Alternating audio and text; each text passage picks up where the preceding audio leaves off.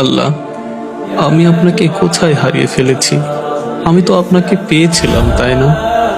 তাহলে আজ আমি কি করছি?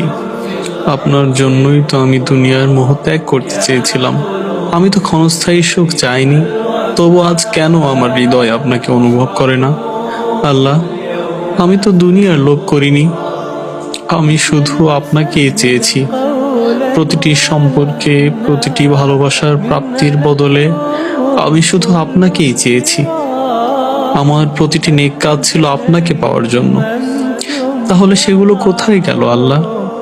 আমার জীবনের সেই সুন্দর সময়টা কোথায় হারিয়ে গেল, যখন আমার হৃদয় আপনাকে অনুভব করত, যখন ঘুম ভেঙে শুধু আপনার জন্য নামাজে দাঁড়াতাম?